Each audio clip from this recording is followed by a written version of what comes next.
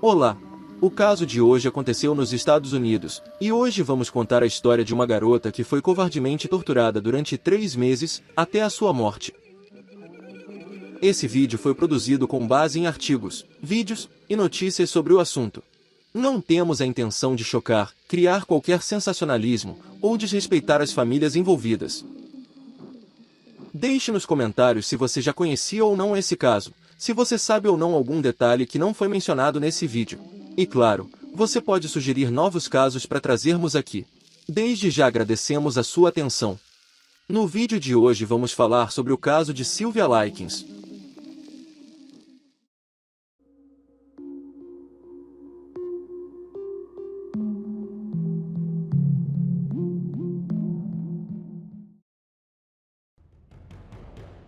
Sylvia Mary Likens nasceu no dia 3 de janeiro de 1949 na cidade de Líbano, no estado de Indiana, Estados Unidos. Sylvia foi uma adolescente que foi torturada e assassinada por sua cuidadora chamada Gertrude Benizuski, pelos seus filhos, e por jovens da vizinhança. Sylvia Likens foi a terceira filha dos comerciantes de circo chamado Lester Cecil Likens, nascido em 1926 no Líbano e Indiana, e sua esposa Elizabeth Frances, nascida em 1927 em Indianápolis, também em Indiana. O casal teve no total 5 filhos, sendo os 2 primeiros gêmeos chamados Daniel e Diana nascidos em 1947, em seguida tiveram Sylvia em 1949, e os 2 últimos também eram gêmeos e chamavam Benny e Jenny, nascidos em 1950.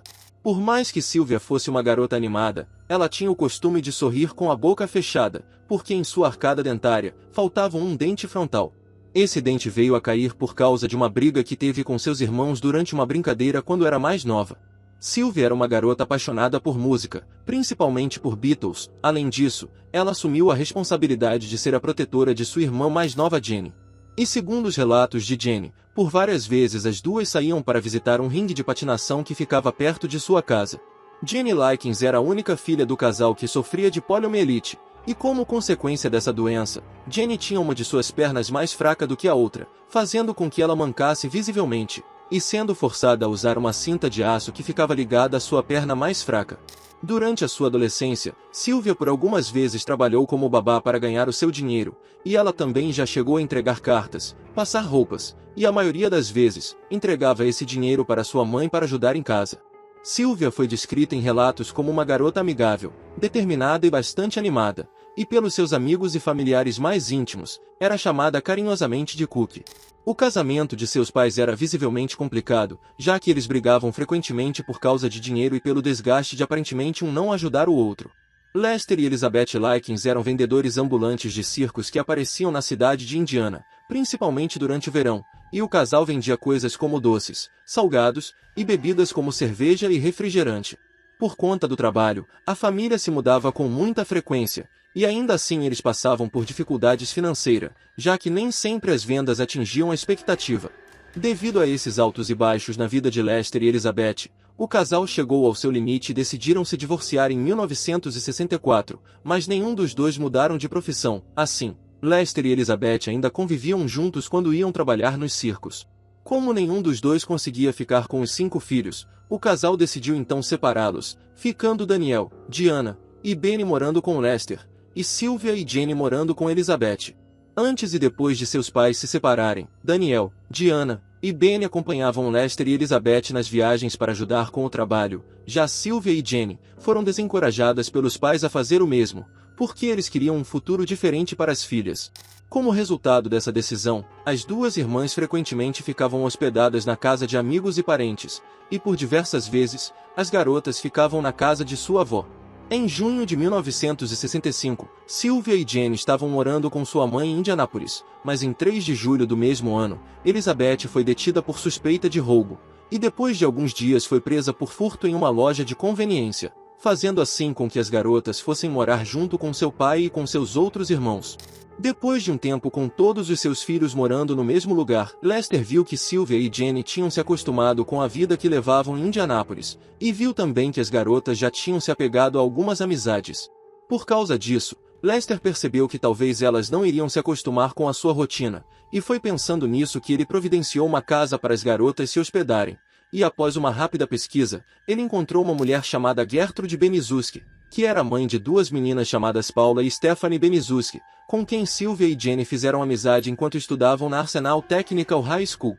Quando o acordo entre Lester e Gertrude foi feito, a mulher garantiu que cuidaria das meninas até o retorno de sua viagem, e protegeria as garotas como se fossem suas próprias filhas. Essa atitude de deixar Sylvia e Jenny na casa de conhecidos era bastante comum, como foi dito anteriormente, e até esse momento, as garotas já tinham se hospedado na casa de aproximadamente 14 pessoas diferentes.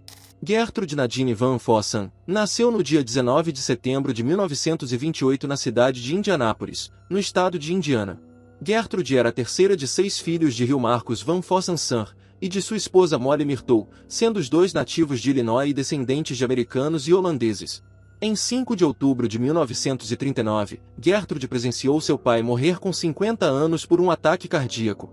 6 anos depois, em 1945, ela abandonou o ensino médio aos 16 anos para se casar com um jovem polonês chamado John Stefan Benizuski de 18 anos, nascido em Youngsville, na Pensilvânia.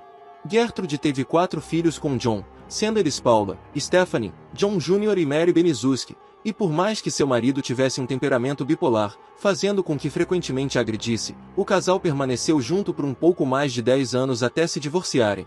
Após o divórcio, não muito tempo depois, Gertrude se casou novamente com um homem chamado Edward Guthrie, e esse relacionamento durou apenas 3 meses até eles se divorciarem. Pouco tempo depois, ela se casou novamente, e para surpresa de todos, Gertrude se casou com John Benizuski, seu primeiro marido. E dessa retomada, o casal teve mais 2 filhos, sendo eles Shirley e James Benizuski, e eles permaneceram juntos por aproximadamente mais 7 anos, até que eles se divorciaram novamente em 1963.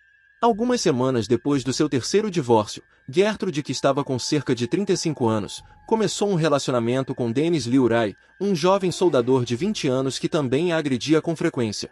Durante esse relacionamento, Gertrude ficou grávida de Dennis, mas sofreu um aborto espontâneo devido aos ataques que ela recebia de seu marido. Porém, ela ficou grávida novamente e teve um filho chamado Dennis Leroy Jr., e pouco tempo depois do nascimento de seu filho, em maio de 1964, Dennis abandonou Gertrude, porque, em suas palavras, não aguentava mais a vida de casado e de ter que cuidar dos filhos de sua esposa. Assim que Dennis a deixou, Gertrude entrou com um processo de paternidade contra ele para que ele pagasse pensão para seu filho, mas mesmo com esse processo em mão, Dennis raramente contribuía para a educação de Dennis Jr. Algumas fontes dizem que, ao total, Gertrude teve 6 abortos espontâneos por causa dos abusos que sofria com seus maridos. Em 1965, Gertrude estava morando sozinha com os seus 7 filhos, e por mais que tivesse 36 anos de idade e 1,60 m de altura, ela pesava algo em torno de 45 quilos, e pelas pessoas que a conheceram nesse período, descreveram como asmática, abatida e esquelética. E para complementar a sua má aparência, Gertrude ainda era uma fumante compulsiva que sofria de depressão profunda, devido ao trauma de ter visto seu pai morrer, aos 3 casamentos complicados, e aos abortos espontâneos que sofreu, e algumas fontes ainda acrescentam dizendo que ela era hipocondríaca, chegando a tomar remédio para comer, dormir, e até para fazer as suas necessidades. As fontes de renda de Gertrude se resumiam basicamente de uma pensão que raramente recebia de John Stefan, seu primeiro marido, e essa era sua principal fonte de sustento, mas casualmente ela fazia alguns trabalhos para vizinhos e conhecidos, como por exemplo costurar, passar roupas, ou trabalhar como doméstica. Nesse momento, Gertrude morava em uma casa em Indianápolis, na rua East New York de número 3850, em uma residência que, segundo algumas pessoas que visitaram o local, não estava preparada nem para 2 pessoas morarem, tanto que o aluguel mensal dessa casa era de $55. Mas mesmo a casa estando em uma situação precária, isso não impedia Gertrude de viver uma vida normal, já que diariamente passavam dezenas de crianças pela casa, pois ela era mãe de 7 jovens e todos tinham amigos. E alguns desses amigos chegavam a passar a noite na residência, fora as crianças que Gertrude era paga para cuidar. Logo após o feriado de 4 de julho de 1965, Sylvia e Jenny juntaram os seus pertences e foram mudar para a casa de Gertrude. O acordo que Lester fez com a mulher foi que ele pagaria $20 por semana para cuidar de suas filhas até que ele voltasse de uma viagem que faria para a costa leste com o circo, e voltaria em novembro daquele mesmo ano. Em todo momento, Lester sabia que Gertrude sofria de dificuldades financeiras, e apesar disso, ele não entrou na casa para saber se o local era estruturado para que suas filhas morassem, mas ainda assim, confiou na mulher e pediu para que ela cuidasse de suas filhas. E se fosse necessário, endireitá-las assim como ela educava os filhos dela. Lester confiou em Gertrude, pois toda a vizinhança dizia que ela tinha a habilidade de fazer crianças e jovens obedecer e seguir regras. Durante as primeiras semanas que as meninas foram morar na casa, Sylvia e Jenny não foram submetidas a muita disciplina, pois as garotas eram bastante comportadas. Nesse momento, Sylvia estava começando a se acostumar com a nova rotina, chegando a diariamente passar o tempo cantando músicas pop com sua amiga Stephanie, e ajudava na casa nos serviços domésticos, além de frequentar a escola dominical com os filhos de Gertrude. E o pastor da igreja sempre elogiava o comportamento e, segundo as suas palavras, a piedade que Sylvia tinha. Dentro da casa, as irmãs Likens dormiam em um quarto que dividiam com Mary, que na época tinha 11 anos, Shirley de 10 anos, e Jimmy de 8 anos. Nesse quarto havia apenas um colchão que as 5 crianças revezavam para dormir, e enquanto uma dormia no colchão, as outras tinham que dormir diretamente no chão.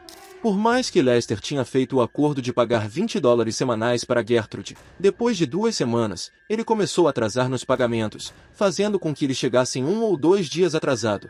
Como consequência disso, Gertrude começou a agir com indiferença com Sylvia e Jenny, não se importando se elas estavam alimentadas ou se estavam tomando banho. Conforme os dias foram passando, os pagamentos continuavam a chegar fora da data determinada, e a mulher começou a transferir a atitude de Lester em Sylvia e Jenny. Gertrude deixou de tratar as meninas com indiferença e começou a agir com mais rigidez com elas, chegando a bater em suas nádegas com vários objetos diferentes, como utensílios de cozinha, sapatos, e até uma raquete de madeira, e enquanto agredia as garotas, ela dizia frases como: "Muito bem, eu cuidei de 2 cadelas por mais de uma semana em troca de nada." Uma dessas vezes em específico, no final de agosto de 1965, Sylvia e Jenny foram espancadas por volta de 15 vezes nas costas com um remo, porque sua filha Paula acusou as garotas de comer mais do que devia em um jantar que aconteceu na igreja. Algumas fontes dizem que antes de agredir as irmãs, Gertrude obrigava elas a ficarem totalmente nuas.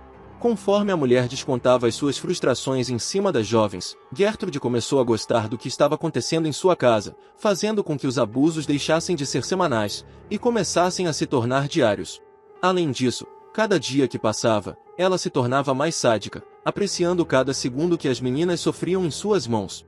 Um detalhe muito importante é que enquanto essas agressões aconteciam, todos os filhos de Gertrude assistiam ela agredir as irmãs Likens, e ela ainda dizia que aquilo que estava acontecendo com as garotas servia como um alerta para eles, pois caso algum deles cometessem algo que ela considerasse como errado, eles seriam punidos do mesmo jeito ou pior. Algumas fontes dizem que Sylvia e Jenny começaram a juntar garrafas plásticas para posteriormente vendê-las, porque elas tinham o desejo de ter o seu próprio dinheiro para gastar. Assim que Gertrude soube dessa atitude, agrediu as 2 garotas com uma pá de madeira na cabeça e nas costas delas, e por causa de problemas em seu pulmão, Gertrude ficou fraca e teve dificuldade em espancar as meninas. Sendo assim, a mulher passou a pá para Paula, sua filha mais velha, para que ela continuasse a violentá-las, e assim ela fez.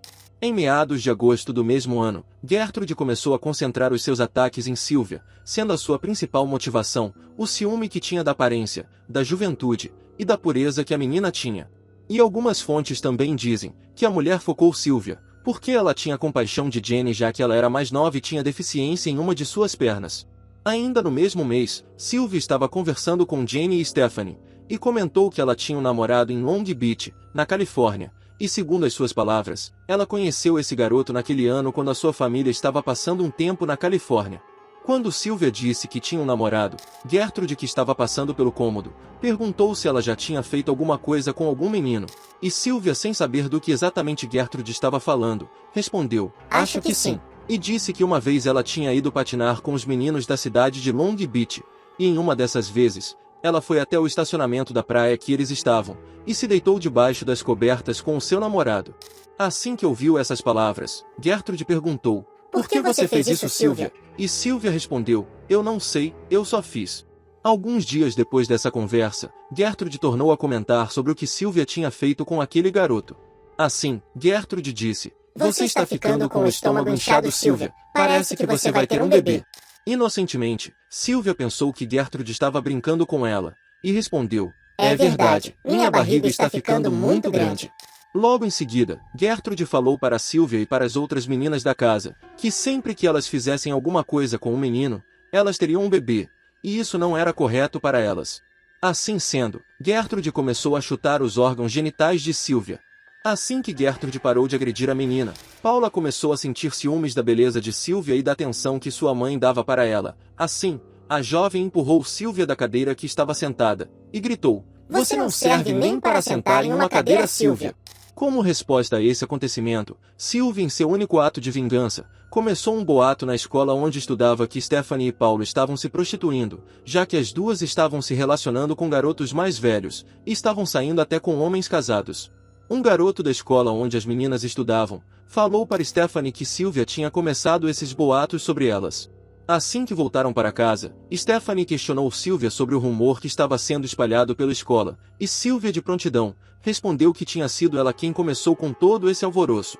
Quase que imediatamente, Stephanie deu um soco no rosto de Sylvia, e Sylvia, sem saber o que fazer, começou a chorar e pediu desculpa para ela, e Stephanie, vendo o que tinha acabado de fazer, abraçou Sylvia e começou a chorar também. No entanto, quando o namorado de Stephanie, chamado Coy Randolph Hubbard, que na época tinha 15 anos, soube do que Sylvia tinha feito, foi até a casa de Gertrude e começou a agredi-la com tapas, chutes, empurrões, e até chegou a bater a cabeça da garota na parede por diversas vezes. E como se isso não fosse o suficiente, assim que Gertrude descobriu o que estava acontecendo, ela bateu em Sylvia inúmeras vezes com um remo de madeira. Mas o que Gertrude não esperava é que Sylvia estava correta quando disse que suas filhas estavam se relacionando com garotos mais velhos, tanto que nesse momento, Paula estava grávida de 3 meses de um homem casado com quem ela estava mantendo um relacionamento. Depois da conversa que Gertrude teve com Sylvia sobre o namorado dela, ela começou a diariamente acusar Sylvia de promiscuidade e de se envolver com prostituição, e no meio de tudo isso, ela reclamava sobre a promiscuidade das mulheres da sociedade em que ela vivia, e por várias vezes ao longo das semanas, Gertrude forçava Jane a bater em sua própria irmã, e caso ela não fizesse o que ela estava mandando, ela também seria agredida. No mês de setembro, Gertrude começou a aumentar os abusos com Sylvia. Um desses episódios aconteceu enquanto a família estava jantando, e Gertrude, Paula e um garoto da vizinhança chamado Randy Gordon Lepper pegaram um cachorro-quente que encontraram em uma lixeira e forçaram Sylvia a comê-lo. Como consequência, Sylvia, após ter ingerido o cachorro-quente, passou mal e acabou vomitando na cozinha da casa. E como se não bastasse essa situação, Gertrude obrigou a garota a comer o que tinha regurgitado. Em outra ocasião, Paula, sem motivo algum, bateu no rosto, dentes e olhos de Sylvia com tanta força que quebrou o próprio pulso. Assim que voltou do hospital com seu pulso engessado, Paula usou o gesso para agredir Sylvia, e quando perguntavam para ela o que tinha acontecido com o seu pulso, Paula se gabava dizendo ter quebrado o pulso enquanto agredia Sylvia. Após o incidente que Sylvia teve com Stephanie, Coy Hubbard e alguns de seus colegas começaram a frequentar mais a casa de Gertrude para importunar Sylvia verbalmente e fisicamente, e a maioria dessas vezes, os próprios filhos da Gertrude colaboravam com os abusos. E não só isso, mas a própria Gertrude incentivava os abusos contra a garota, e frequentemente chamava as crianças e jovens da vizinhança para bater em Sylvia. Gertrude, ao longo do tempo, transformou Sylvia em uma fonte de entretenimento, e os jovens que iam até a casa dela, usavam a garota como manequim para praticar artes marciais, brincavam de cortar a pele dela, golpeavam violentamente as suas partes íntimas. E Gertrude tinha o costume de apagar os cigarros em sua pele.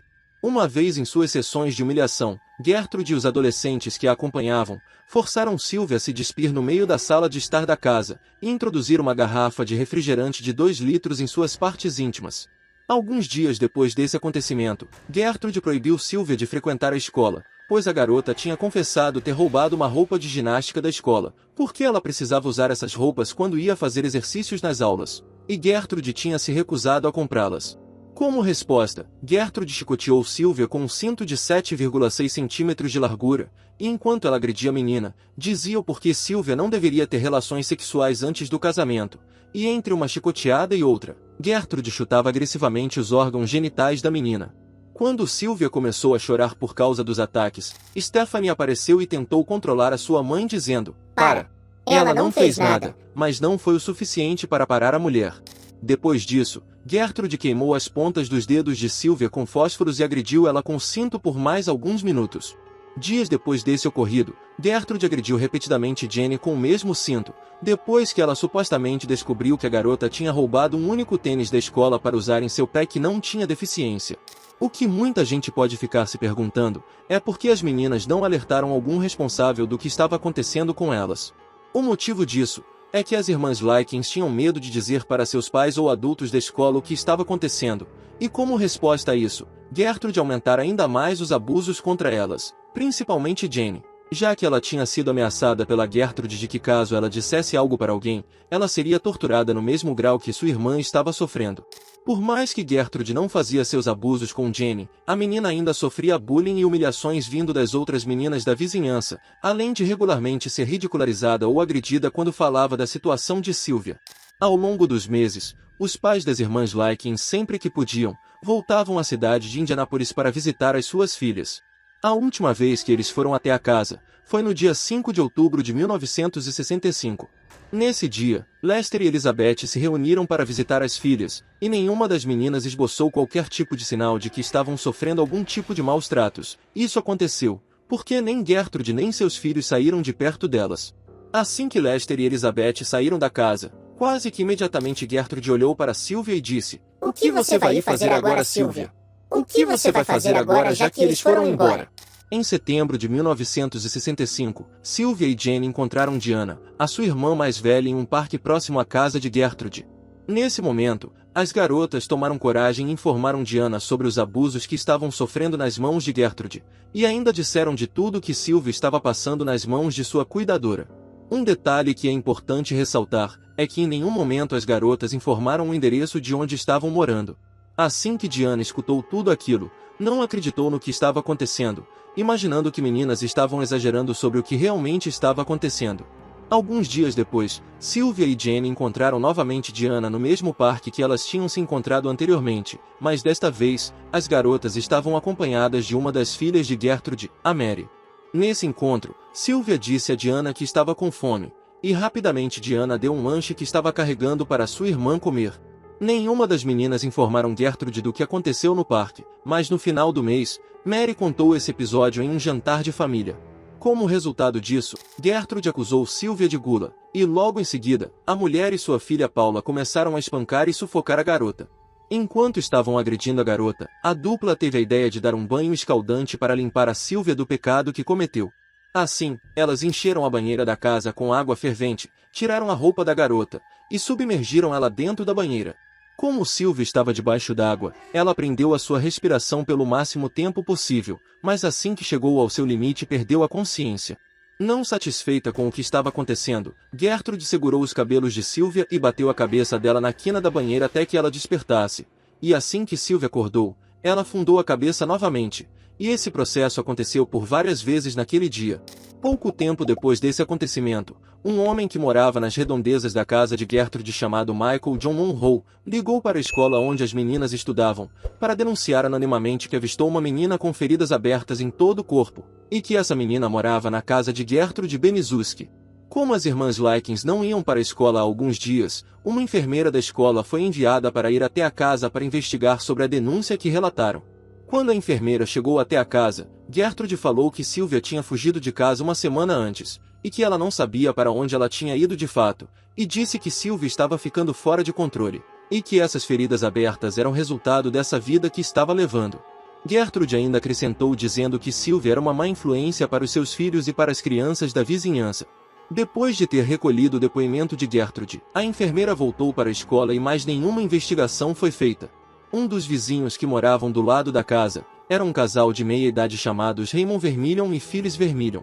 O casal inicialmente enxergavam Gertrude como uma cuidadora ideal para as crianças do bairro. No entanto, após visitarem 2 vezes a casa, viram Paula agredindo Sylvia, e nas 2 vezes, Sylvia estava com um dos olhos roxo, e Gertrude estava descrevendo para eles como eram os métodos que ela agredia Sylvia.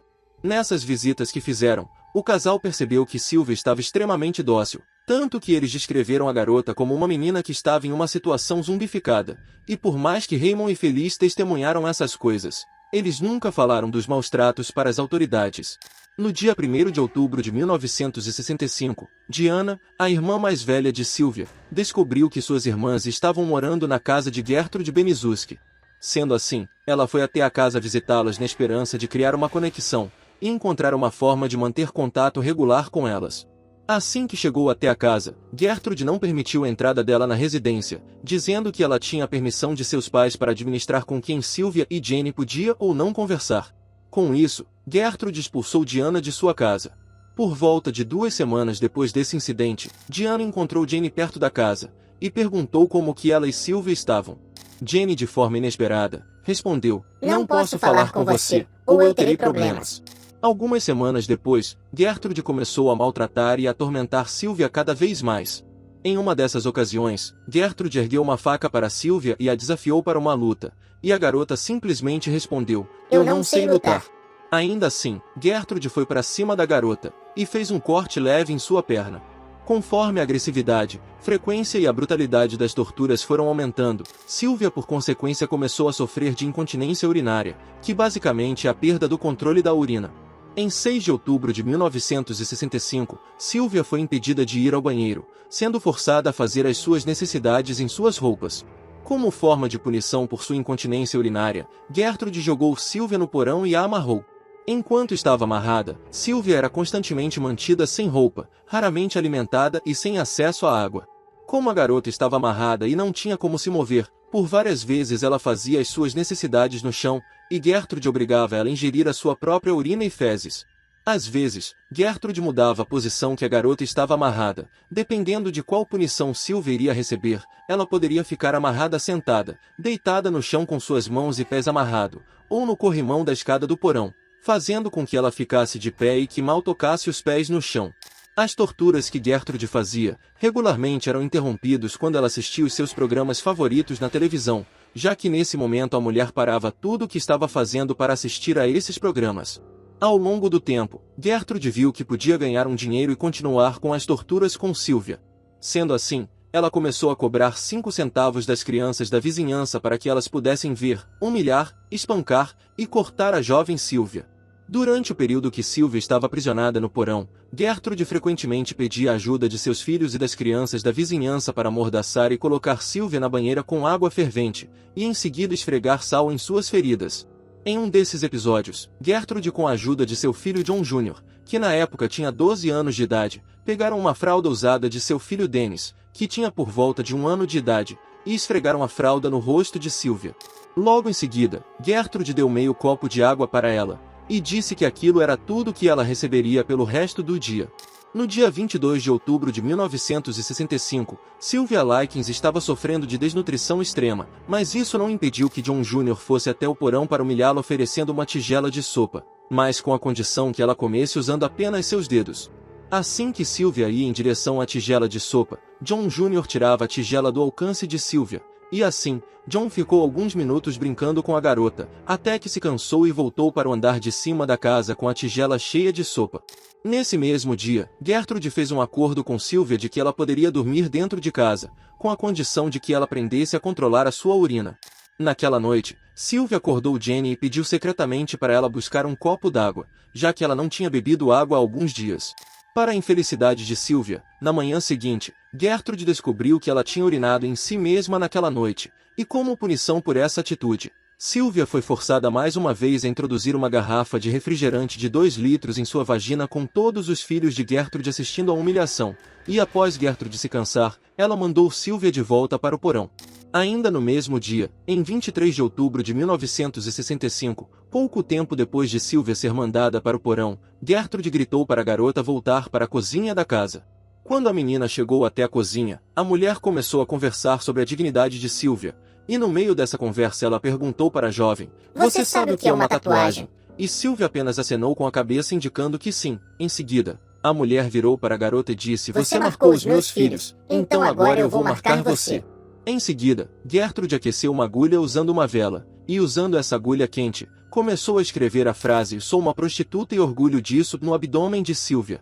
Por conta de a agulha não ter uma proteção para os dedos, Gertrude começou a ter dificuldades para terminar a escrita. Assim, ela mandou Richard Dean Hobbs, de 14 anos, terminar de esculpir as palavras, enquanto ela foi levar Jane a um supermercado que ficava próximo da casa. O jovem Richard tentou cumprir com o que Gertrude tinha mandado ele fazer, mas por se tratar de algo grotesco e por ele não ter muita força, Richard apenas fez cortes leves na barriga de Sylvia. Assim que o garoto conseguiu terminar de escrever, ele pediu a ajuda de uma das filhas da Gertrude chamada Shirley, que tinha apenas 10 anos, e levaram Sylvia até o porão da casa. E lá eles trocaram a agulha aquecida por um parafuso de ancoragem aquecido para tentar escrever a letra S próximo ao seio de Sylvia, mas por não saberem o que estavam fazendo, a queimadura acabou se assemelhando ao número 3. Mais tarde no mesmo dia, Gertrude chegou em casa e procurou por Sylvia pela casa. Quando a encontrou no porão, questionou a garota dizendo: Sylvia, o que você vai fazer agora? Você não pode se casar. O que você vai fazer? Em prantos, Sylvia respondeu: Eu acho que não há nada que eu possa fazer. Ao longo do dia, Sylvia foi obrigada a mostrar a escritura para as crianças da vizinhança acompanhada de Gertrude, que disse que ela tinha ganho aquela tatuagem em uma festa de sexo.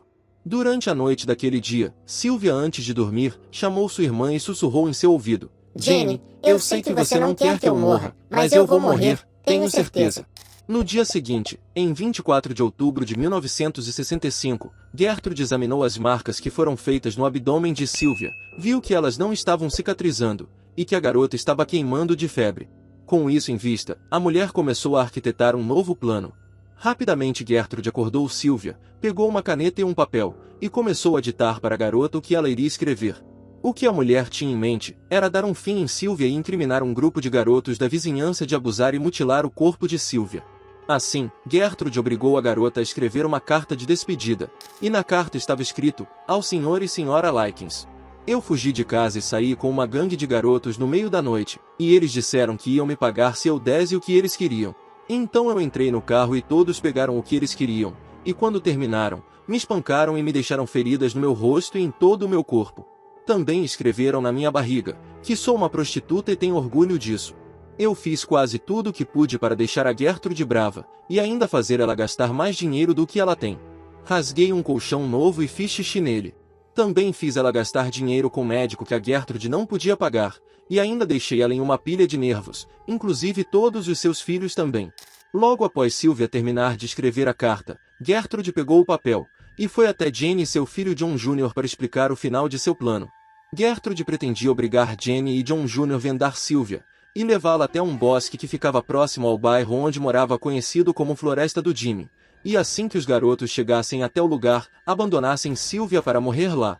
Enquanto Gertrude falava o plano para os garotos, Sylvia conseguiu escutar tudo enquanto estava no porão. Assim, ela subiu as escadas e tentou correr para fora de casa, mas infelizmente, devido a seus ferimentos e a fraqueza que estava sentindo, a menina foi capturada por Gertrude e foi levada de volta para o porão. Quando chegaram até o porão, Gertrude amarrou Sylvia no corrimão da escada, e ofereceu alguns biscoitos para ela comer, mas Sylvia recusou os biscoitos e disse: Dê eles para o cachorro, eu não quero. Como resposta, Gertrude colocou os biscoitos na boca de Sylvia forçadamente e em seguida, com a ajuda de John Jr., começou a agredir a garota com socos, tapas, chutes, e com uma haste de cortina até que as hastes se dobrassem em 90 graus. Gertrude e John Jr. agrediram Sylvia em todo o seu corpo, mas principalmente em seu rosto e sua barriga. Enquanto a mulher e seu filho estavam atacando Sylvia, o namorado de Stephanie, chamado Coy Hubbard, pegou a haste de cortina da mão de Gertrude e bateu com toda a sua força na cabeça de Sylvia, fazendo com que ela desmaiasse imediatamente. Naquela mesma noite, Sylvia acordou por volta das 3 da manhã, e como ato de fé para tentar sair daquela situação, começou a gritar por socorro e bater uma pá de metal nas paredes do porão, mas devido ao seu estado, ela não conseguiu fazer isso por muito tempo.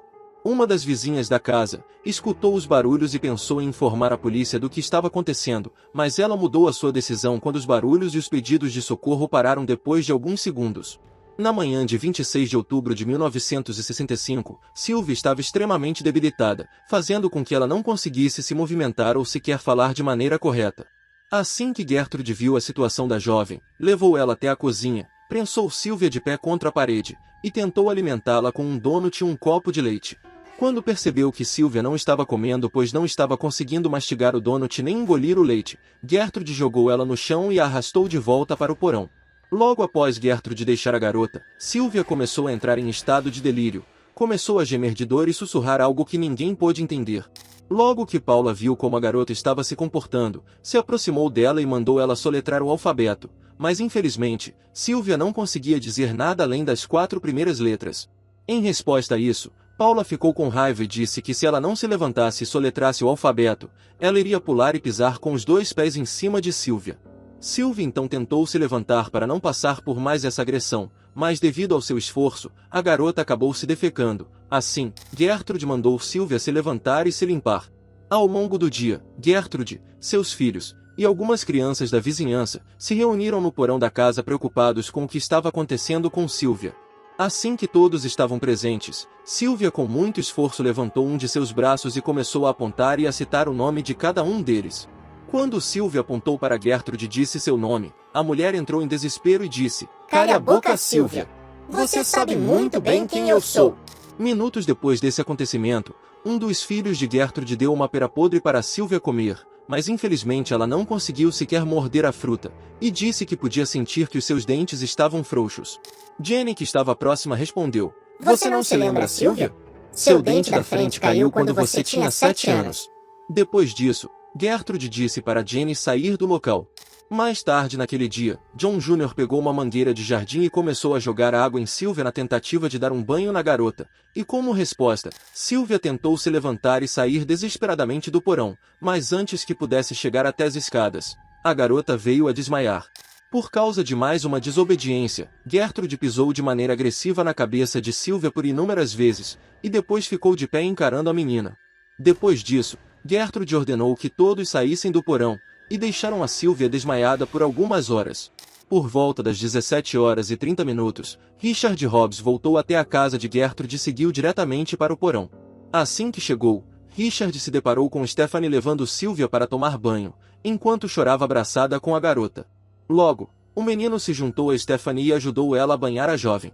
Então os dois levaram Sylvia até a banheira da casa, a lavaram com água quente e sabão, vestiram ela com roupas novas, e a carregaram até um colchão que estava no quarto em que ela dormia quando chegou na casa.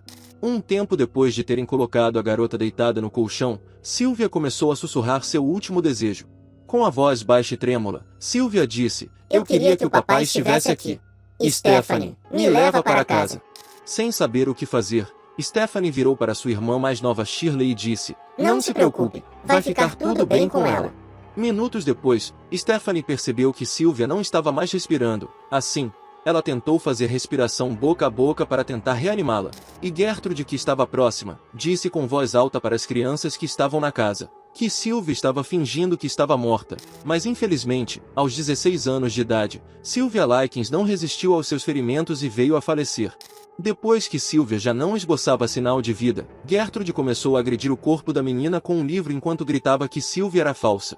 Muitos especulam que esse livro era uma Bíblia Sagrada, mas de qualquer forma, assim que a mulher percebeu o que tinha acabado de acontecer, Gertrude entrou em pânico e mandou Richard Hobbs ligar para a polícia de um telefone público próximo da casa. A polícia chegou à casa por volta das 18h30, e assim que eles chegaram, Gertrude levou os policiais até o corpo de Sylvia, que continuava deitado sobre o colchão do quarto. Quando chegaram até o local, Gertrude entregou a carta que Sylvia tinha escrito anteriormente, e disse que ela tinha dado alguns remédios para a menina tomar, mais ou menos 1h30 antes de sua morte, e que tinha aplicado álcool isopropílico nas feridas da garota. Gertrude acrescentou dizendo aos policiais que Sylvia tinha fugido de casa com alguns adolescentes, e quando voltou para casa no início da tarde, ela estava com os seus seios nus e que estava segurando a carta que foi entregue para eles. Depois disso, Paula Benizuski disse aos policiais que a morte de Sylvia estava predestinada a acontecer, e em seguida, olhou para Jenny e disse mansamente: Se você quiser morar com a gente, Jenny, nós vamos cuidar de você como se fosse nossa própria irmã. Como foi instruída anteriormente por Gertrude, Jenny disse aos policiais todos os fatos de maneira ensaiada, como que Sylvia morreu, mas assim que tomou distância de Gertrude, Jenny sussurrou para os agentes: Se vocês me tirarem daqui, eu conto tudo o que aconteceu de verdade. Com isso, os policiais levaram Jenny da casa até a delegacia. Chegando lá, a garota relatou tudo o que aconteceu desde que ela e sua irmã chegaram na casa de Gertrude.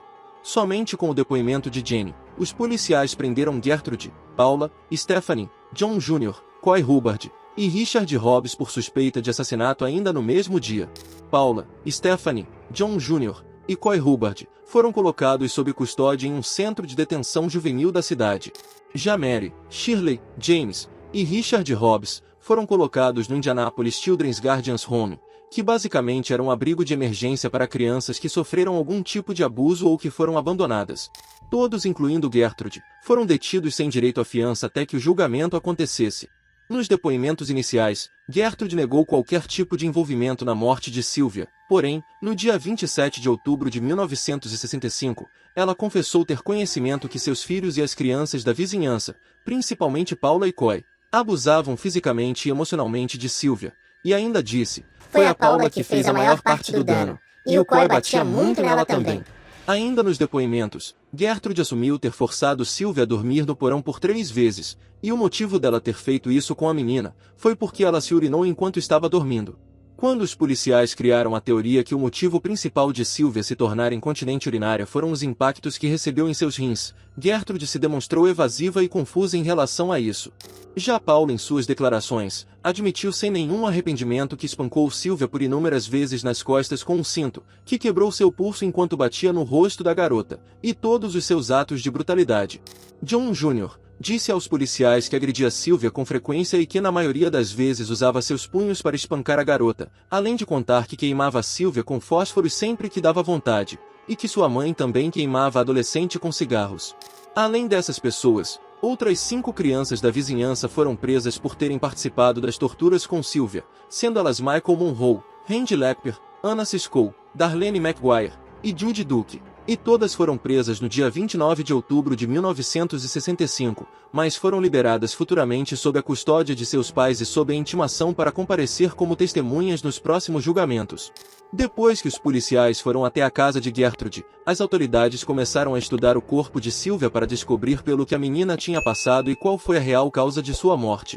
Sendo assim, para realizar a autópsia da adolescente, foi designado o legista Arthur Quebel. A autópsia do corpo de Sylvia Likens revelou que ela tinha sofrido mais de 150 ferimentos separados em todo o seu corpo, além de estar extremamente magra no momento de sua morte. As feridas que foram encontradas no corpo de Sylvia variavam de localização, origem, gravidade e etapa de cicatrização. Os danos no corpo da garota incluíam queimaduras, hematomas leves, hematomas graves e até profundos danos musculares. Por mais que Gertrude falava que a garota tinha uma vida promíscua, foi comprovado que Sylvia ainda era virgem, e por causa das agressões que sofreu em suas partes íntimas, foi notado que sua vagina estava inchada e que a adolescente se tornou estéril. Além disso, todas as unhas de Sylvia foram quebradas para trás, e a pele de seu corpo nas áreas do rosto, seio, pescoço e pernas estavam descascadas ou estavam caindo. Em seus últimos suspiros de vida, Sylvia mordeu os seus lábios com tanta força que eles foram parcialmente rasgados, quase que se separando de sua boca. Apesar da adolescente ter ferimentos graves e visíveis pelo seu corpo, a causa oficial da morte de Sylvia Likens foi um hematoma subdural por causa de um golpe intenso na sua têmpora direita.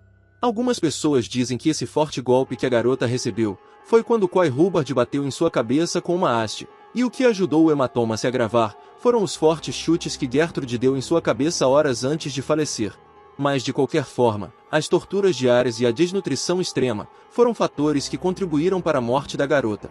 Assim que a autópsia foi iniciada, foi notado que o corpo de Sylvia estava desenvolvendo rigidez, mostrando que a jovem pode ter falecido até 8 horas antes de ter sido encontrada.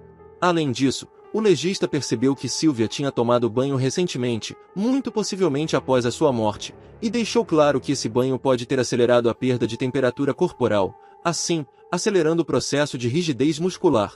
O funeral de Sylvia Likens aconteceu na tarde do dia 29 de outubro de 1965 na casa funerária Russell & Rick na cidade de Líbano. O sepultamento foi administrado pelo reverendo Louis Gibson, e compareceram mais de 100 pessoas entre familiares e amigos.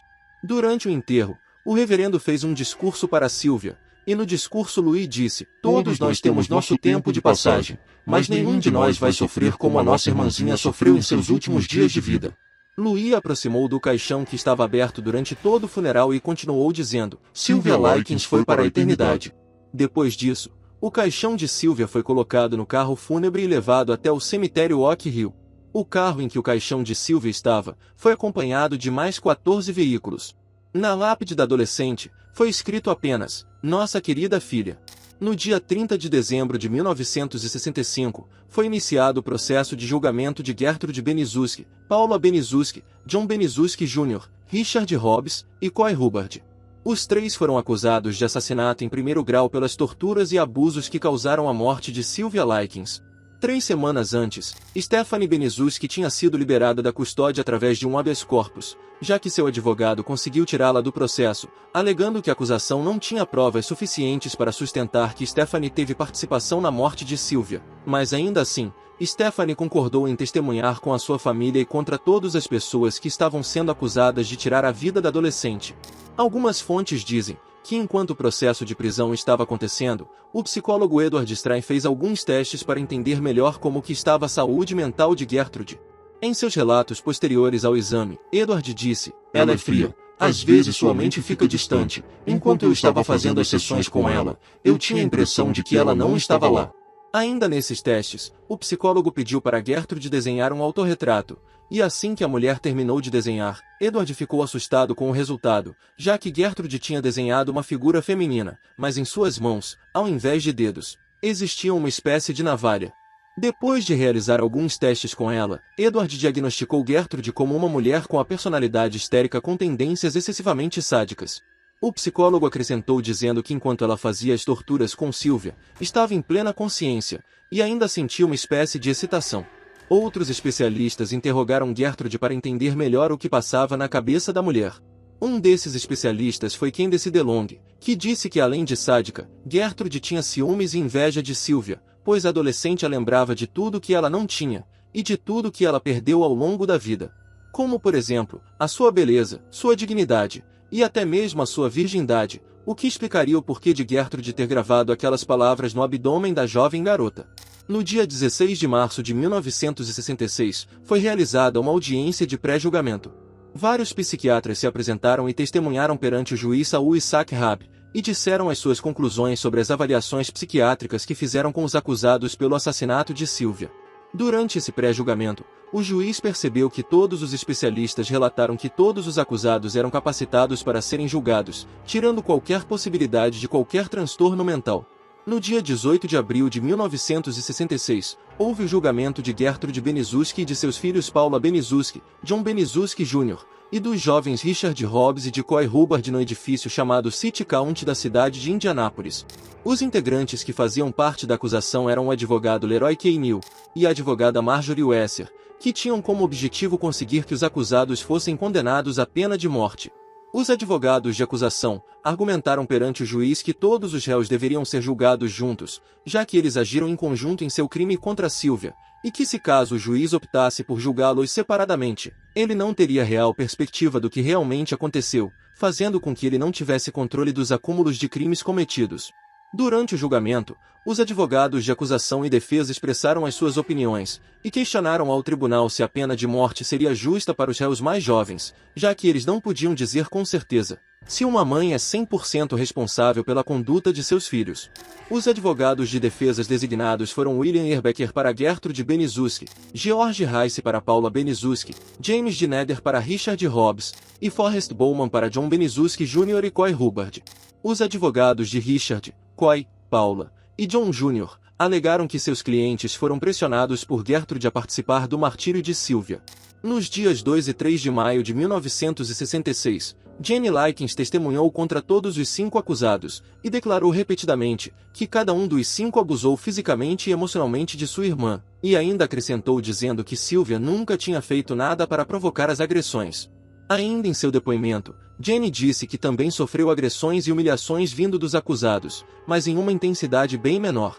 Jenny também esclareceu que os abusos contra ela e Sylvia começaram aproximadamente 2 semanas depois que elas começaram a morar na casa de Gertrude, e que as torturas contra sua irmã foram aumentando gradativamente, até que chegasse ao ponto de Sylvia não conseguir produzir lágrimas, devido ao seu estado de desidratação intenso. Posteriormente nos depoimentos de Randy Lepper, o garoto também disse que chegou a presenciar Sylvia chorando verdadeiramente, mas sem derramar nenhuma lágrima. Durante alguns momentos do testemunho em que a garota se lembrava do que acontecia na casa de Gertrude, Jenny por várias vezes chorava ao se lembrar de sua irmã. Não foi possível saber o dia exato, mas entre os dias 3 de maio e o dia 10 de maio de 1966, Randy Lepper disse em suas declarações que presenciou um episódio em que Stephanie Benezuski agrediu Sylvia de forma violenta depois que Gertrude tinha ordenado que Sylvia tirasse a roupa naquele momento. Depois de dizer esse acontecimento, Randy abriu um sorriso e confessou ter espancado Sylvia Likens por mais de 30 vezes em locais variados. Em 10 de maio de 1965, um ministro batista chamado Roy Julian disse em seu testemunho que sabia que tinha uma adolescente sendo torturada na casa de Gertrude, mas ele escolheu não expor essa informação para as autoridades. Porque Gertrude falou que Sylvia estava sendo punida por ter tentado se prostituir para homens solteiros e casados. Ainda no mesmo dia, uma menina chamada Judy Duke, de 13 anos de idade, disse que tinha presenciado Gertrude esfregar sal nas feridas das pernas de Sylvia, e declarou também que uma vez Shirley Benezuski, que estava com 10 anos, rasgou sem motivos a blusa que Sylvia estava usando, e Richard Hobbs, que estava próximo, disse: "Não se preocupe, todo mundo está brincando com a Sylvia." No dia seguinte, em 11 de maio de 1966, Gertrude Benezuski testemunhou em sua própria defesa, alegando que não teve nenhuma participação para que as torturas contra Sylvia se prolongassem, e ainda negou ter incentivado que seus filhos e as crianças da vizinhança agredissem Sylvia. A mulher também disse que não podia se preocupar muito com nenhuma criança, porque ela estava passando por um problema de saúde grave, e estava entrando em depressão pela vida que estava tendo. Em relação às agressões contra as irmãs Likens, Gertrude disse que por mais que começasse a bater nas garotas em algumas ocasiões, ela não conseguia continuar com os ataques porque era emocionalmente incapaz. Ela ainda disse que não tinha conhecimento de qualquer tipo de espancamento, tortura ou qualquer tipo de queimadura contra Sylvia.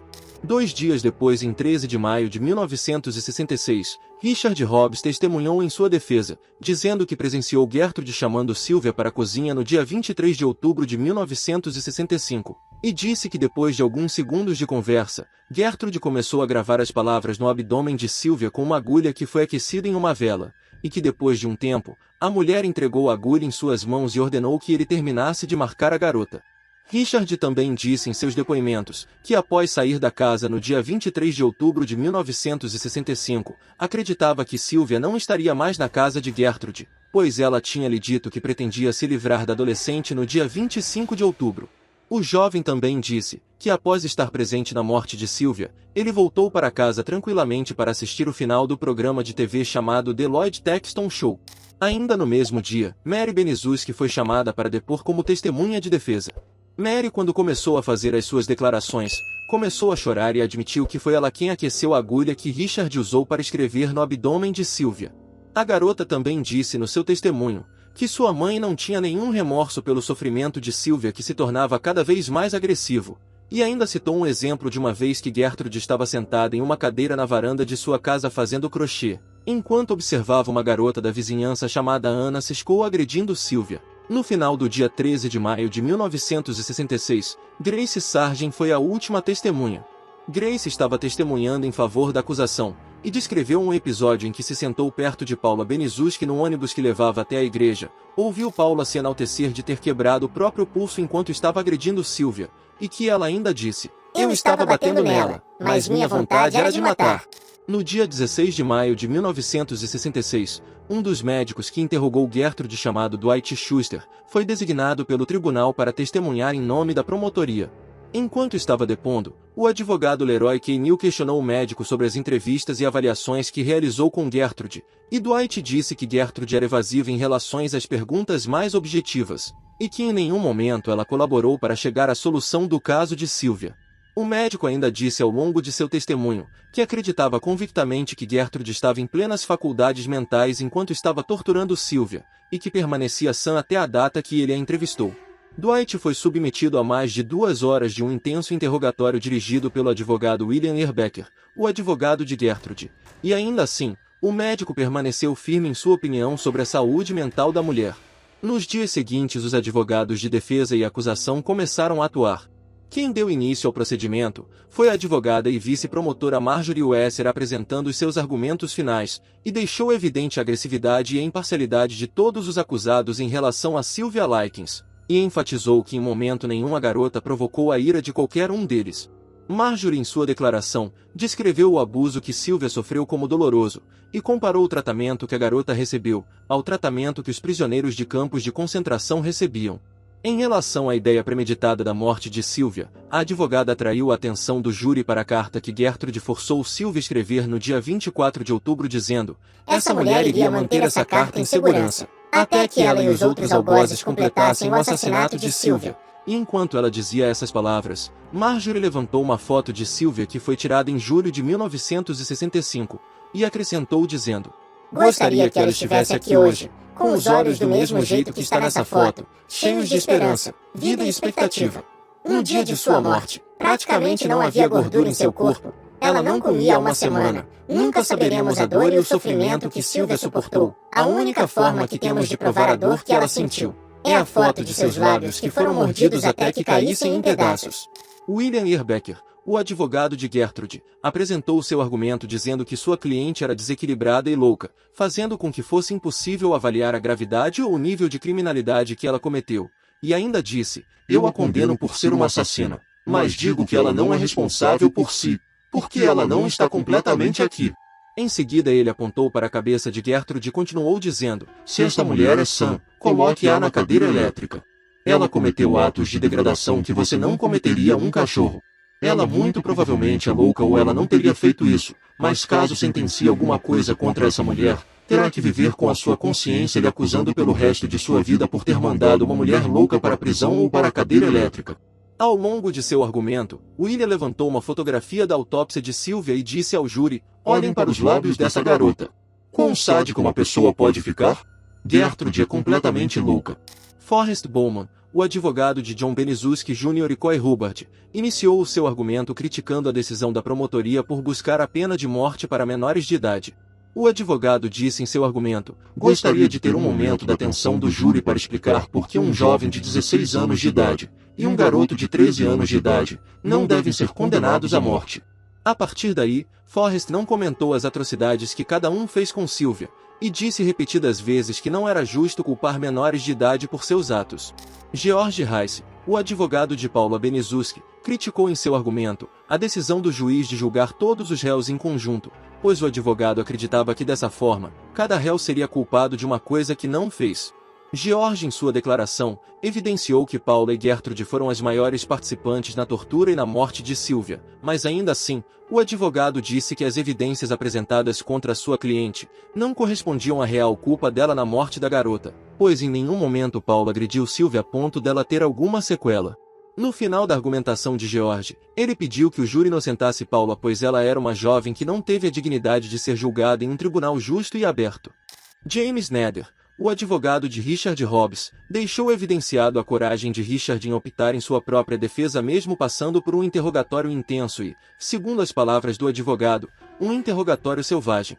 James tentou passar a visão de que Richard não era alguém que estava agindo por si mesmo, mas estava sendo seguidor de Gertrude Benesuski. Em seguida, o advogado comentou as tentativas falhas que Jane Likens teve em notificar as autoridades sobre o abuso que sua irmã estava sofrendo.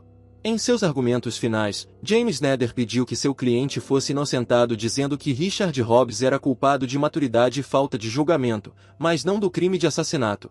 Depois de todos os advogados de defesa terem exposto seus argumentos, Leroy Keneal, na opinião de muitos, refutou os argumentos de cada um deles. Leroy começou sua declaração descrevendo o catálogo de maus-tratos que Sylvia sofreu antes de sua morte nas mãos de cada um dos réus. Em seguida, o advogado abordou os argumentos de Forrest Bowman, que disse que era injusto culpar as crianças por esse assassinato, dizendo: o trabalho dos promotores é apresentar as evidências da melhor maneira possível, e antes de tudo, cada um dos 5 réus tinha a responsabilidade de deixar a adolescente Sylvia Likens em paz. Em seguida Leroy prosseguiu: tudo que ouvimos dos advogados de defesa foi apelo, súplicas e lamentações, ouvimos de tudo, menos culpar a quem pertence à culpa. Ao longo de seu argumento, Leroy especulou o motivo da Sylvia não tentar escapar da casa de Gertrude, e disse: acredito que Sylvia confiou num homem, acho que ela não acreditou que essas pessoas continuariam fazendo aquilo com ela. Em seus minutos finais, o advogado deixou enfatizado a harmonia que os acusados tinham em realizar os maus tratos com a garota, e ainda acrescentou dizendo que o júri repensasse melhor antes de definir uma sentença, pois não foi apenas o golpe fatal na cabeça de Sylvia que a fez morrer, mas cada marca em seu corpo levou ela a falecer. Em suas palavras, Leroy disse: todas as marcas que estavam no corpo daquela menina contribuiu diretamente para sua morte. As marcas são um testemunho. O hematoma subdural foi o golpe final. Esta é a coisa mais hedionda que Indiana já viu, e espero que seja a última. Em seguida, Leroy ressaltou que não foi encontrado nenhuma evidência que algum dos acusados tinha alguma doença mental. Assim, O advogado pediu novamente a pena de morte para cada réu, e disse ao júri: A questão aqui não é sobre a cadeira elétrica ou um hospital psiquiátrico, mas é sobre a lei e a ordem. Será que vamos nos ausentar do caso mais diabólico que já chegou até esse tribunal? Se você for abaixo da pena de morte, nesse caso, você diminuirá muito o valor da vida humana para cada réu que sair impune. O sangue dessa garota estará para sempre em suas almas. Assim, foi finalizado o julgamento dos 5 réus, que durou aproximadamente 17 dias antes que o júri se retirasse para decretar um veredito.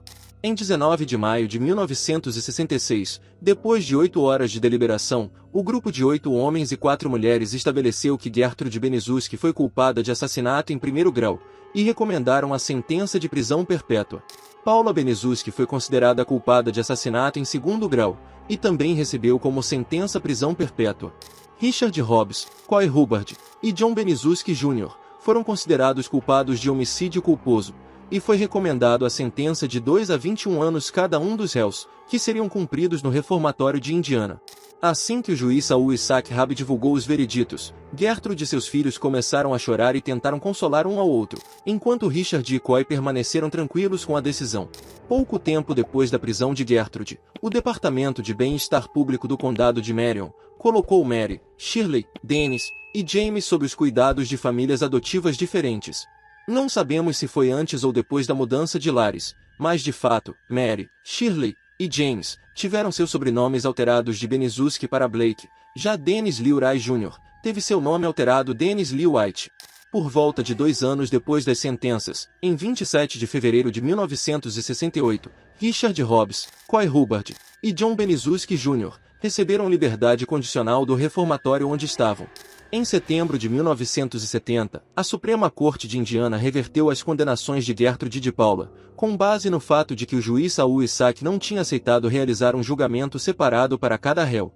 Assim, a Suprema Corte considerou o julgamento inválido, pois além de não ter acontecido um julgamento honesto, a publicidade que a mídia criou em torno do caso dificultou que as acusadas recebessem um julgamento justo.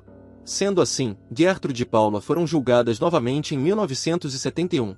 Nesse novo julgamento, Gertrude Benesuski foi novamente condenada por assassinato em primeiro grau, e como consequência, sentenciada à prisão perpétua, cumprindo a pena na prisão feminina de Indiana. Já Paula Benesuski optou por se declarar culpada de homicídio culposo, ao invés de enfrentar um novo julgamento. Com isso, a jovem foi condenada a cumprir uma pena de 2 a 20 anos de prisão por sua participação no abuso e morte de Sylvia. Enquanto estava presa, Paula concebeu a sua filha, que tinha engravidado de um homem casado antes de entrar na prisão, e deu o nome de Gertrude para a menina em homenagem à sua mãe. A filha de Paula foi tirada de seus braços e foi adotada dias depois. Além disso, ela tentou fugir 2 vezes da prisão em 1971, mas ainda assim, em dezembro de 1972 ela recebeu a sua liberdade. De 1971 a 1985, Gertrude ficou conhecida como prisioneira modelo da prisão feminina de Indiana. Dentro da prisão, a mulher trabalhou na oficina de costura, e era popularmente chamada de mãe da toca pelas presidiárias mais jovens. Quando a notícia de que Gertrude iria receber liberdade condicional chegou até a população, foi criado um grande tumulto no estado de Indiana. Jane Likens e outros familiares de Sylvia organizaram protestos que repudiavam qualquer tipo de liberdade para Gertrude.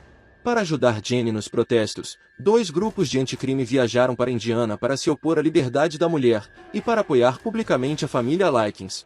Os 2 grupos que foram apoiar a família iniciaram uma campanha de piquetes nas calçadas das cidades, e ao longo de 2 meses, os grupos conseguiram coletar mais de 40.000 assinaturas dos cidadãos de Indiana. Antes que Gertrude recebesse de fato a sua liberdade condicional, ela passou por uma audiência onde expôs o seu desejo de que a morte de Sylvia pudesse ser desfeita. Porém, algumas de suas falas criou a impressão de que ela minimizasse a sua responsabilidade no crime. Uma das falas de Gertrude foi: Não tenho certeza de qual papel eu tive porque eu estava drogada. Nunca conheci Sylvia Likens de verdade. Assumo total responsabilidade por tudo o que aconteceu com Sylvia, mas ainda assim, não sei qual foi o meu papel. As autoridades analisaram a boa conduta que Gertrude Benesuski teve na prisão, e decidiram entregar efetivamente a liberdade condicional para ela. Assim, Gertrude foi liberta da prisão em 4 de dezembro de 1985. Depois que recebeu a sua liberdade, Gertrude mudou o seu nome para Nadine Van Fossen, e começou a se descrever como uma cristã devota, e se mudou para a cidade de Laurel, no estado de Iowa. Ao que dizem sobre a mulher, ela nunca aceitou total responsabilidade pelas torturas e pela morte de Sylvia, dizendo que era incapaz de se lembrar com precisão de qualquer ação que teve nos meses de abuso que aconteceu dentro de sua casa. Gertrude, em sua defesa, culpou as medicações que tinham sido prescritas para tratar de sua asma. Pelo resto de sua vida, Gertrude viveu em completa obscuridade até a vinda de sua morte devido a um câncer de pulmão. A mulher veio a falecer no dia 16 de junho de 1990 aos 61 anos. Paula Benizuschi, assim que recebeu a sua liberdade condicional em 1972, mudou seu nome de Paula Benizuschi para Paula Pace. Ela ocultou a verdade sobre seu histórico criminal e começou a trabalhar como assessora de um conselho escolar durante 14 anos na Beeman Conrad Viscount Union Vitae Community School, na cidade de Conrad, em Iowa. Paula, ao longo de sua vida, se casou e teve 2 filhos, além da menina que teve na prisão. Quando os julgamentos estavam acontecendo em 1966, as acusações de assassinato apresentadas contra Stephanie Benizuschi foram retiradas depois que ela concordou em depor contra os réus acusados. Os promotores do tribunal tinham a intenção de realizar um novo julgamento com Stephanie, mas no final, esse novo julgamento nunca se materializou. Anos depois, Stephanie mudou seu nome, mas esse novo nome nunca foi divulgado. Ela se tornou professora, se casou, teve filhos, e algumas fontes dizem que ela se mudou para a Flórida. Em 2 de janeiro de 1972, menos de 4 anos após receber a liberdade do reformatório de Indiana, Richard Hobbs, aos seus 21 anos de idade, faleceu devido a um câncer no pulmão. Algumas fontes dizem que após ser liberto do reformatório e antes de falecer, Richard sofreu alguns colapsos nervosos. Após ser liberto do reformatório de Indiana em 1968, Coy Hubbard continuou morando em Indiana, e nunca sequer tentou mudar o seu nome. Ao longo de sua vida, Coy foi preso repetidas vezes por vários tipos de delitos criminais. Em um episódio em 1977, o jovem foi acusado de ter cometido alguns assassinatos que aconteceram na cidade. Nessa ocasião ele não foi preso, pois a principal testemunha de um desse assassinato era um criminoso que assumiu trabalhar junto com Coy, mas para sua sorte, foi absolvido da acusação. Por volta de 13 de janeiro de 2007, Coy Hubbard foi demitido de seu emprego, porque nesse dia, houve a estreia do filme American Crime, que traduzido fica algo como um crime americano, que basicamente o filme retrata o assassinato de Sylvia Likens e seu chefe o reconheceu na trama. Em 23 de julho do mesmo ano, menos de 6 meses de ser demitido, Coy, aos seus 56 anos de idade, veio a falecer por causa de um ataque cardíaco. Coy morreu na cidade onde estava morando, em Shelbyville, em Indiana. Depois que saiu do reformatório, John Stephan Benizuschi Jr. viveu em anonimato depois que mudou o seu nome para John Blake. Ele se tornou um ministro leigo, que é basicamente uma ocupação que existe em algumas igrejas, e nesse caso, John realizava sessões de aconselhamentos para filhos de pais divorciados. Em 19 de maio de 2005, John faleceu no Lancaster General Hospital, devido a uma diabetes em estado avançado. Antes de sua morte, ele disse abertamente sobre a sua participação no assassinato de Sylvia, e admitiu que gostou da atenção que recebeu após a morte da garota, e acrescentou dizendo: "Eu bati na Sylvia só uma vez." Não sabemos muito sobre a vida de Mary Benizuschi, mas sabemos que ela teve uma vida relativamente comum, se casou, não teve filhos, e morreu de causas naturais em 8 de junho de 2017 aos seus 62 anos de idade. Dennis Lee White, o filho mais novo de Gertrude, permaneceu em completa obscuridade, mas foi descoberto que ele faleceu em 5 de fevereiro de 2012 quando tinha 47 anos. Durante o julgamento, outros jovens foram acusados de participarem das torturas de Sylvia. Entre eles estavam Anna Ruth Siscoe, Michael John Monroe, Randy Gordon Lackper, Judy Darlene Duke e Darlene McGuire. Por mais que essas crianças e adolescentes ajudaram a agravar a situação de Sylvia, todas as acusações sobre elas foram retiradas. Jane Likens, depois de todo o ocorrido, tentou viver a sua vida o mais normal possível, se casando com um nativo de Indianápolis chamado Leonard Rice Wade. O casal, ao longo de suas vidas, tiveram 2 filhos. Jane, por mais que tentasse esquecer o que aconteceu, continuou traumatizada devido aos abusos que sua irmã e ela mesma sofreram. Por causa disso, ela passou a sua vida sendo dependente de remédios de ansiedade. Jane Likens morreu em 23 de junho de 2004 aos 54 anos na cidade de Beech Grove, em Indiana. 14 anos antes de sua morte, Jane viu nos jornais o obituário de Gertrude Benizuschi. Assim que descobriu que Gertrude havia falecido, ela recortou a notícia do jornal, e em seguida enviou para sua mãe com um bilhete que dizia: "Boas notícias. A maldita velha Gertrude morreu. Estou feliz com isso." Enquanto ainda estava viva, Jenny declarou publicamente que nenhuma culpa deveria ser imposta a seus pais por terem colocado Sylvia e ela mesma sob os cuidados de Gertrude Benizuski, pois tudo o que eles fizeram foi confiar ingenuamente nas palavras da mulher. Elizabeth Francis, mãe de Sylvia Likens, faleceu no ano de 1998, e Lester Likes, pai de Sylvia, faleceu em 2013. A casa em que o terror aconteceu permaneceu vazia pelos 44 anos seguintes após o assassinato de Sylvia. Por mais que houveram discussões sobre vender o terreno e construir um abrigo para mulheres que estavam morando na rua, o dinheiro necessário para realizar esse projeto nunca foi arrecadado. Em 23 de abril de 2009, a casa foi demolida, e hoje em dia o local é um estacionamento para uma igreja. Em junho de 2001, foi construído um memorial de aproximadamente 1,80 m de altura dedicado à vida e ao legado que Sylvia Likens deixou. Esse memorial foi erguido no Willard Park, na Washington Street em Indianápolis. Durante a inauguração do memorial, houve a presença de centenas de pessoas no local, incluindo os membros da família Likens. No memorial foi escrito: "Este memorial é em memória de uma criança que teve uma morte trágica. Como resultado, as leis mudaram, e a conscientização aumentou. Este é um compromisso com nossos filhos que o Departamento de Polícia de Indianápolis está trabalhando para fazer desta uma cidade segura para nossos filhos."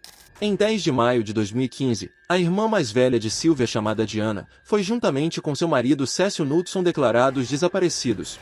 Quem comunicou às autoridades sobre esse desaparecimento foi o filho do casal chamado Robert Acosta. Enquanto as buscas estavam sendo realizadas, Diana e Cécio foram vistos jogando em um dos cassinos que existem em Valley View, na Califórnia.